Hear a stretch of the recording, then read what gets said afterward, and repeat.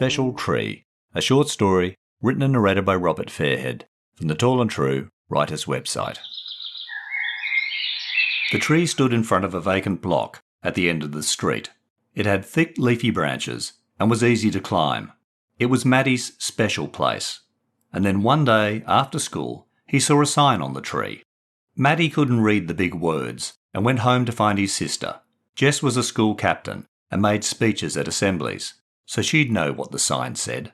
"It's from the council," Jess told Matty when they returned to the tree. "It says there's been a development application." "What's that?" asked Matty. "Someone's building on the vacant block," Jess explained. Matty burst into tears. "Oh, will they chop down the tree?" he sobbed.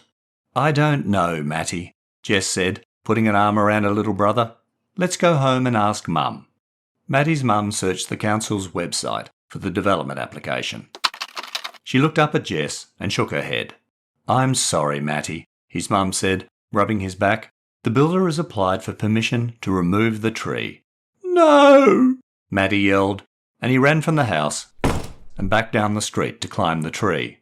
He was still sitting in the branches when his dad came home from work. "Come on, son," his dad called up to him. "It's time for dinner." "No!" Matty shouted back. "They're going to chop down the tree."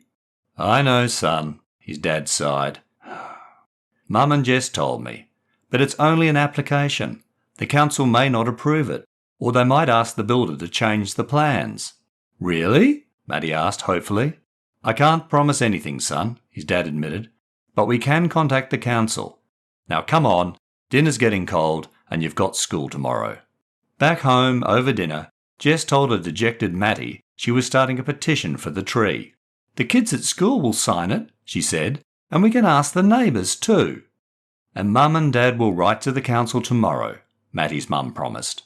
"And we can make a 'Please save this tree' poster tonight," Jess added. Matty felt a little better, but he still had a bad dream overnight about a builder who danced around the tree with a chainsaw. On their way to school the next morning, Matty and Jess taped their poster to the tree. "What are you kids up to?" called a man wearing a hard hat from the vacant block. "We're saving the tree," Matty told him. "A mean builder wants to chop it down." Matty felt Jess elbow him. The man laughed. "Is that so?" he said. "And why is this tree so important?" "All trees are important," Jess replied, "but this one's special because Matty loves climbing it." "And Jess is starting a petition for the tree," Matty chipped in excitedly. "And Mum and Dad are writing to the council." "Oh, are they?" the man said and smiled. "Well, good luck, kids. Maybe the mean builder will listen to you."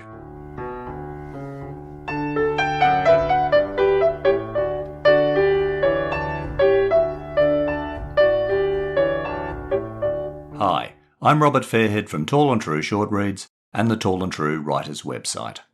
The Special Tree was my entry for the Australian Writers Centre's December 2021 Furious Fiction.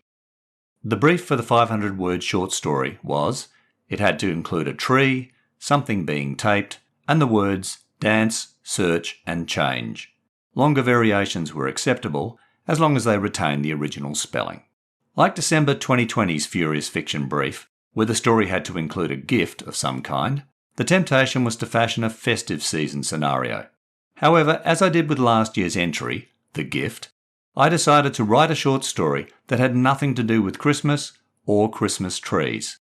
Instead, I drew on my experience as a boy for my protagonist and plot. A tract of undeveloped land surrounded my boyhood home. We called it the bush, and within it stood tall trees that I loved climbing. But one day bulldozers rolled in and cleared the trees, and builders followed. The bush that had seemed so vast to me as a boy became a row of boxy suburban houses. For my story, I condensed my boyhood bush into a vacant block with a favourite climbing tree out the front. My young primary school-age protagonist, Matty, finds a sign on the tree and asks his big sister to help him read it. Back home, Matty's mother searches the council website for the development application and confirms the builder wants to remove the tree.